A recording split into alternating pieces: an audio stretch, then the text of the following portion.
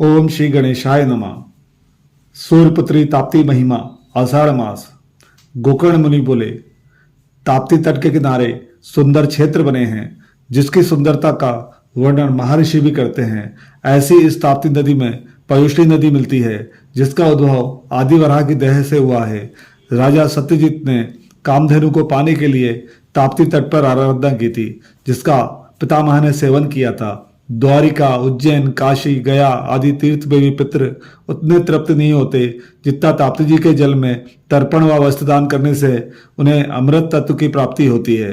ताप्ती जी में स्नान करने के बाद अपने गीले वस्त्रों को निचोड़ने पर उन वस्त्रों से निकली जल की बूंदों से भी पूर्वजों की आत्मा को शांति प्राप्त होती है और उन्हें अमृत पान जितनी तृप्ति मिलती है, इसमें कोई संशय नहीं है। अपने अंजलि भर जल के तर्पण से गोत्र के समस्त पूर्वजों का उद्धार होता है तथा उनके समस्त पितृगण ब्रह्मलोक को जाते हैं। वह यमगण भी उन्हें नरक में नहीं डाल सकते।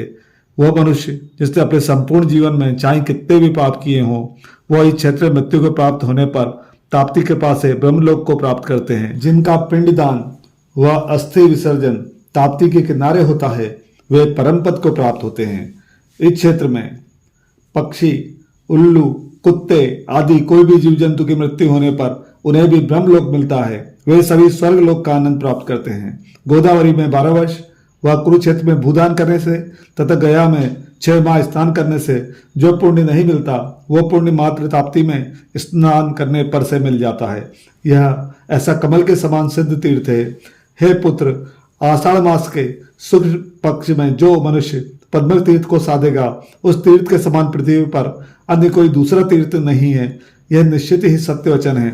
आषाढ़ मास में यदि अमावस्या को सोमवार हो, सप्तमी को रविवार हो और चतुर्थी तिथि मंगलवार आती हो तो वो दिन पद्मक पर्व कहलाता है। स्कंद बोले, हे भगवान भोलेनाथ, आषाढ़ माह में अवतरित सूर्यपुत्री माँ ताप्ती जी की महिमा का गुणगान जो आपने मुझे सुनाया है, क्या इस आषाढ़ माह का सेवन पहले किसी ने किया है? शंकर जी बोले, पूर्व काल में सत्यजित नाम का एक महाप्रतापी राजा था जिसने आषाढ़ माह में ताप्ती जी के जल का सेवन किया था, जिसके पीने से उसे उसके पूर्व जन्म का स्मरण हुआ। ताप्ती जल के सेवन से उसे कर्मों से मुक्ति प्राप्त हुई थी। स्कंद बोले, हे महादेव, यह सब कैसे संभव हुआ कि मात्र ताप्ती जी का जल पीने से उस राजा को अपने पूर्व जन्म के बारे में ज्ञात हुआ? उस राजा ने ऐसा कौन सा पुनित कार्य किया जो उसे पूर्व जन्म की घटना का स्मरण रहा? इस संपूर्ण विवरण को आप विस्तार से बतलाने की कृपा कीजिए। शंकर जी बोले, प्राचीन समय में वानरक नाम का एक भील पृथ्वी पर हुआ था। वह हमेशा ताप्ती जी के तट पर रहकर पशु पक्षियों का शिकार कर उसे खाता। वह भयंकर दिखने वाले काले क्रूर मृगों का शिकार करता। पद्मक पर्व में वह भील शिकार की इच्छा से एक झाड़ी में छिपा था। उसी समय एक सिंह ने भील का शिकार कर उसे मारा तथा उस भील का शिकार कर उसके मांस का भक्षण कर वो अतिवेग से वहां से भाग जाता है। सिंह उस भील की हड्डियों को मुंह में दबा कर लाता है तथा उन हड्डियों को ताप्ती जी के जल में डाल देता है। पद्मक पर्व के आषाढ़ माह में सूर्यपुत्री माँ ताप्ती के जल में गिरी उन अस्थियों के कारण उस भील का राजा के रूप में पुनर्जन्म होता है। वह ताप्ती जल के प्रभाव से पूर्व जन्म की घटना का स्मरण होता है तो वह राजा ताप्ती जी के जल का सेवन करता है जिससे उसका जीवन का उद्धार हुआ था। आषाढ़ माह में राजा ताप्ती जी के जल में स्नान कर व्रत करता है तथा अपने व्रत के निमित्त मुनियों को भोजन करने के लिए अपने महल आने की प्रार्थना करता है। उस राजा की प्रार्थना सुन मुनिगण उस राजा से कहते हैं कि हे राजन, हम फूल फल खाकर जीवन व्यतीत करते हैं, आपका व्रत अनुष्ठान हमें भोजन कराए बिना भी सफल होता है। तब राजा ने कहा कि हे मुनिवर, यद्यपि आपकी कृपा से मेरा व्रत पूर्ण होगा, किंतु हे मुनिगण, आपको भोजन कराए बिना मेरा व्रत सार्थक नहीं होगा। आप मेरे घर भोजन कर मेरा जीवन सफल कीजिए। तब मुनि बोले, हे राजन, आप जब हमें भोजन करवाने की जिद पकड़े हो तो ऐसा कीजिए, हमें भोजन में स्वर्ग की कामधेनु गाय के दूध की बनी खीर का भोजन करवाइए। तब राजा बोले, हे मुनिवर, मैं स्वर्गलोक में जाकर कामधेनु गाय की आराधना कर उसे पृथ्वी पर लाकर उसके दूध की खीर का आपको भोजन करवाऊंगा।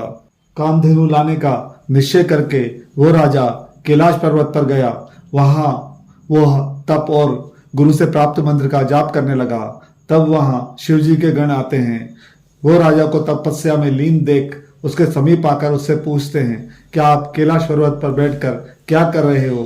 राजा बोले, मैंने आषाढ़ माह का व्रत कर मुनियों का भोजन बनवाने के लिए मुझे कामधेनु का दूध चाहिए। अगर मुझे कामधेनु नहीं मिली तो मेरी मृत्यु निश्चित है।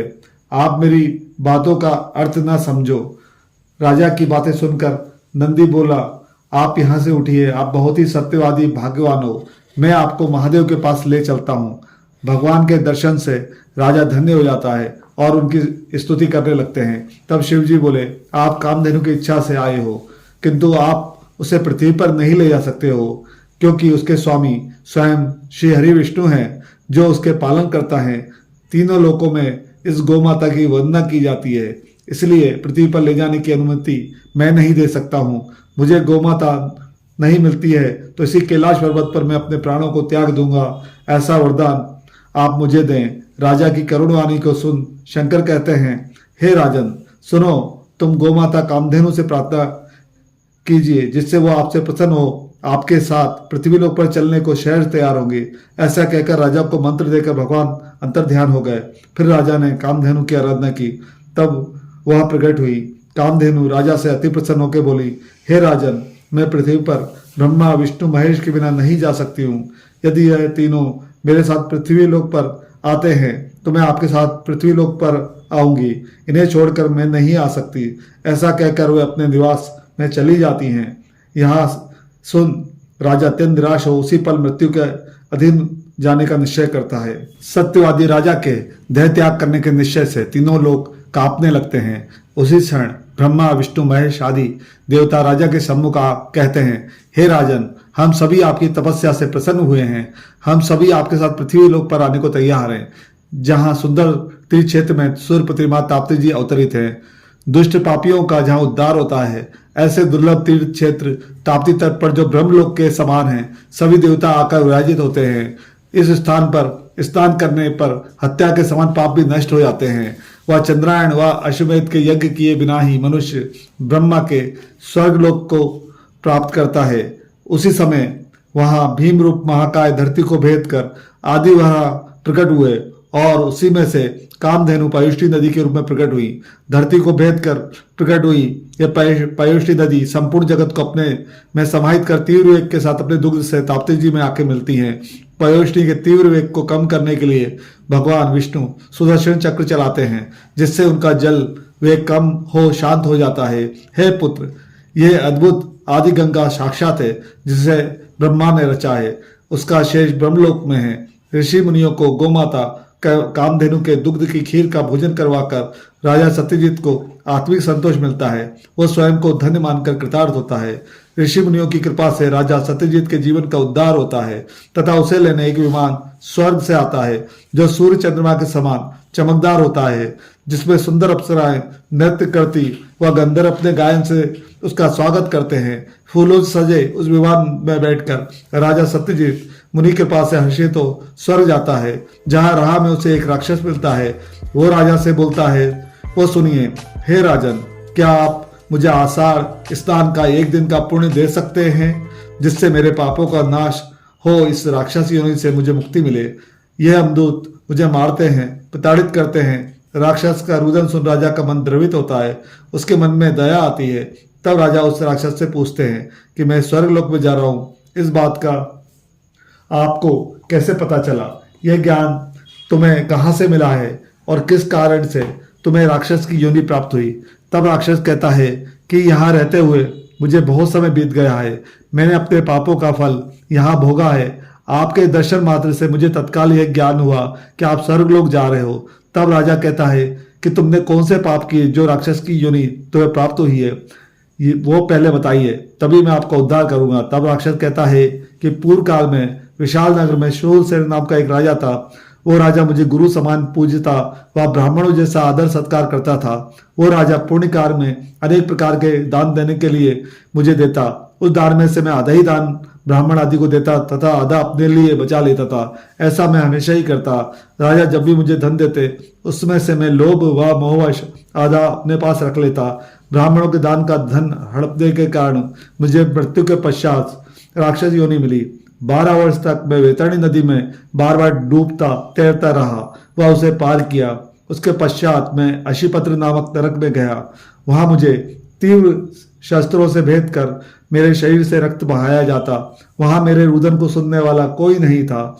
मेरा शरीर जगह जगह से खंडित हो गया और मैं महादेव महादेव चिल्लाता रोता रहता। ऐसे ही दुख भोगते हुए मुझे 10 वर्ष बीत गए।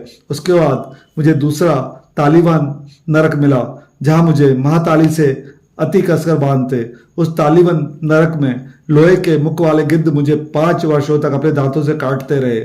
उसके पश्चात मुझे राक्षस योनि मिली, तो मैं मानव का भक्षण करने लगा, मनुष्यों की हत्या कर उनका मांस खाने लगा। इस प्रकार मैं बहुत बड़ा महापापी बन गया। मेरी कोई भी रक्षा नहीं करता। मैंने अपने जीवन में कोई भी सत्कार्य नहीं किया, ना ही किसी प्रकार का दान पुण्य किया है जिससे मेरे जीवन का उद्धार होता। मैं अपने कुकर्मों के जाल में बुरी तरह फंस चुका हूँ, जहाँ तीव्र आग में मुझे जलाया जाता, यमदूतों द्वारा क्रूरता से मारा जाता। अतः अब ये धर्मात्मा राजा, मुझे इस महाभयंकर कोप से मुक्त कीजिए। मेरे कोप युक्त भयानक पापों को बोलने की शक्ति यमदूतों के व्यवहार से क्षीण हो गई है। मेरे ऐसे भयंकर महापाप समुद्र में भी नहीं समाते हैं, पर मुझे आपके दर्शन प्राप्त हुए जिससे मेरे जीवन का उद्धार संभव है। कृपा कर मुझे इस महानरक से मुक्त करो। हे राजन, आपकी कृपा से मेरा जीवन कृतार्थ होगा। आप में देवों का अंश है।